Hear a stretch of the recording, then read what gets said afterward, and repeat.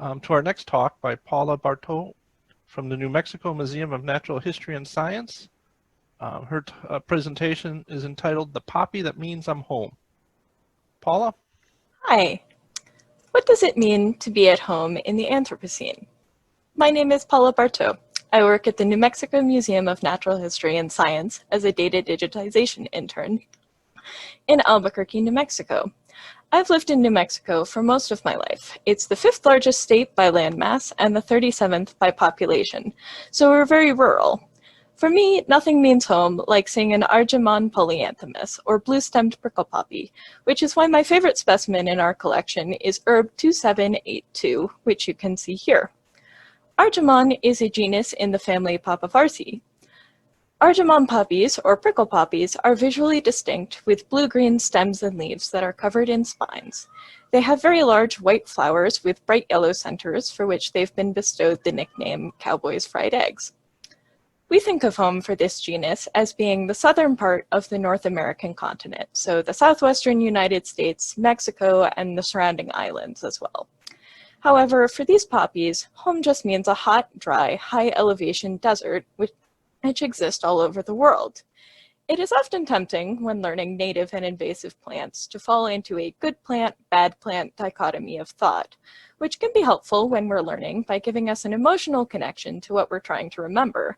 But it's important to remember that all invasive plants do have their native range, and that it's very difficult to tell many plants apart with the naked eye, and that it's how humans relate to wildlife that causes harm, both to us and to the environment.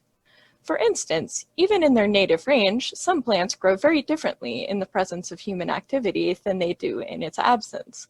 If you took a hike in Catron County, New Mexico, where I grew up, you would probably see some Argemon polyanthemus, mostly in maybe in 2 or 3s, but really right on top of each other, and maybe just one by itself. If you were to drive down the highway in Catron County, though, then you would see fields and fields of them. This happens for 3 reasons. Argemon polyanthemus thrive in disturbed soil where many plants don't, and they're allopaths, which mean that they disperse chemicals that discourage other plants from growing near them. And they are also highly toxic and covered with spines, so wildlife and livestock won't eat them, but will eat everything around them. This creates a great visual indicator of where people graze their cattle and are developing land. Now, if we travel a little ways from Catron County into Otero County, New Mexico, we would encounter a different species, but might not know it. Argemon pinnatisecta is almost identical to Argemon polyanthemus, but it has a much smaller range.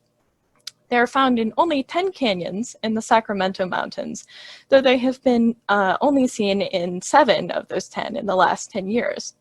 They are reliant on specific pollinators to reproduce and require rainfall to tumble their seeds in the sand and gravel washes where they prefer to grow, to scar their seed casings enough for them to sprout.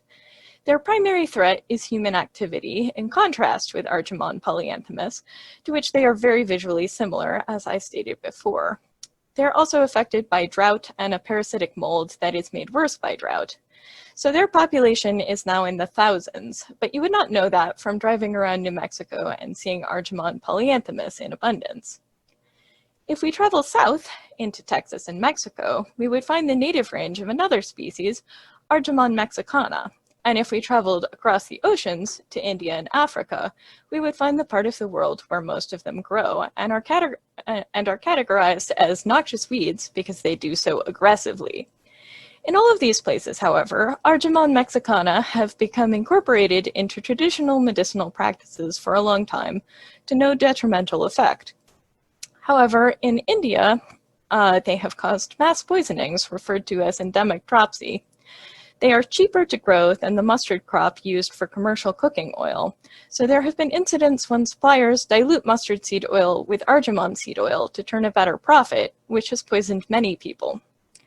This illustrates again that even in similar contexts, it is possible to have very different relationships with a specific species, and that it is the nature of these human relationships that determine the harm they do to us and their environment.